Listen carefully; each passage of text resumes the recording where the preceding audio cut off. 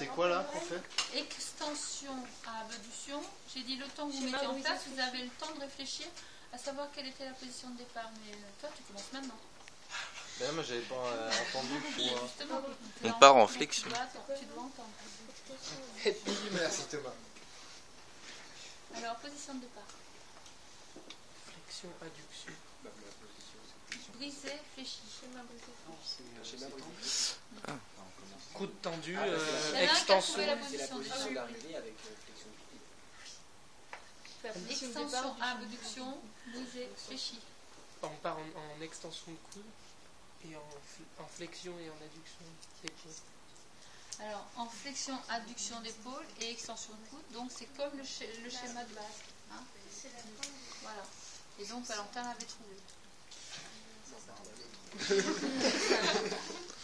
Donc, vous vous souvenez, on est sur 4e, 5e méta, puisque le muscle qui est ciblé, c'est l'extenseur linéaire du quart.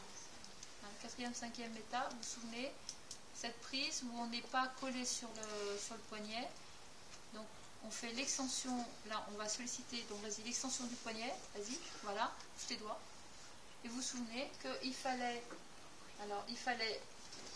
avoir le pouce ici accroché sur le scaphoïde et avoir les métacarpiens, les articulations métacarpophalangiennes en résistance sur la main. Donc moi je vais le pousser en supination et il réagit pour venir ici en point d'action.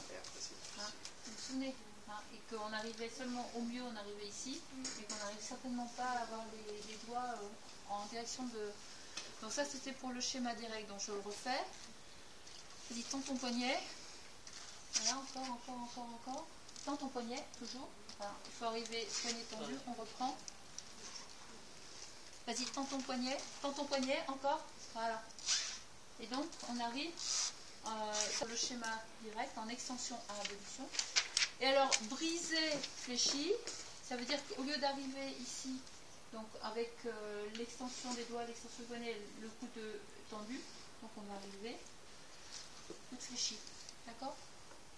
Et pour la flexion du coude, vous vous souvenez qu'au moment où on pousse ici, vas-y, tends tes doigts, ton poignet. Donc voilà, je te reste comme ceci. Donc ici, moi j'ai la résistance. J'ai ouvert ma main et son poignet est en résistance, est en extension, ce qui me permet d'appliquer une résistance sans souffrir. Hein. Et si je tracte vers le plafond, quelle va être ta réaction? Je tracte. Il me plie le coude. Je tracte encore. Voilà. Il est obligé de fléchir. D'accord?